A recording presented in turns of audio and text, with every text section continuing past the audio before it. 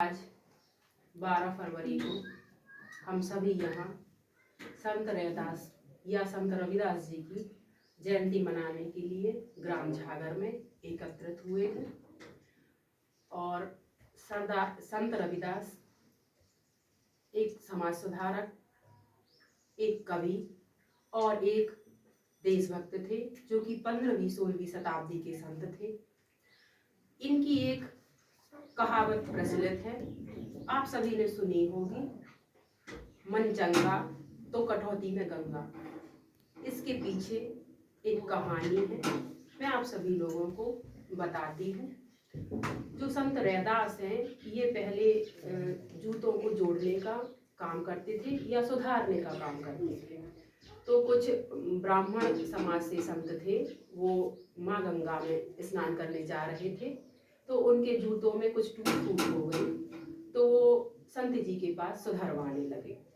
तो जो संत रैदास थे, उन्होंने कहा कि मेरी एक दमड़ी ले जाओ और माँ गंगा में अर्पित कर देना, और अर्पित तभी करना जब वो अपने हाथ से उसको स्वीकार करें। तो ब्राह्मण गए, उन्होंने स्नान किया और उनको याद आया स्नान करने के बाद कि ये जो एक दमड़ी है संत रैदास की, ये हमें माँ गंगा में चढ़ानी है। उनने सोचा कि ये थोड़ी देख रहे हैं, और वो दमड़ी लेके वापस चले गए, उनने नहीं चढ़ाई। फिर बीच रास्ते में एक आवाज आती है कि जो मेरी दमड़ी है मुझे दे दो। ये किसकी आवाज थी? माँ गंगा की। और उनने वो दमड़ी उनको अर्पित कर दी। माँ गंगा ने पुरस्कार स्वरूप एक चूड़ा दिया, जो किसको देना था? संत रविदास जी को देना था। पर ब्राह्मणों के मन में थोड़ा सा लालच आ गया, तो उनने वो चूड़ा रख दिया, और वो किसको दिया?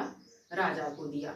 अब राजा की जो रानी थी, उनने उस चूड़ा को देखा और उनने हट पकड़ ली कि सेम ऐसा ही एक कंगन हमें और बनवाना है। राजा ने उन ब्राह्मणों से बात की, तो ब्राह्मणों को फिर पूरी सच्चाई बतानी पड़ी कि ये हुआ था, और ये जो संत हैं, इनने पैसे दिए थे वहां चढ़ाने को, फिर उनने ऐसा दिया है। हो सकता है उनका कोई छल हो या उनकी भक्ति में सच्ची श्रद्धा हो।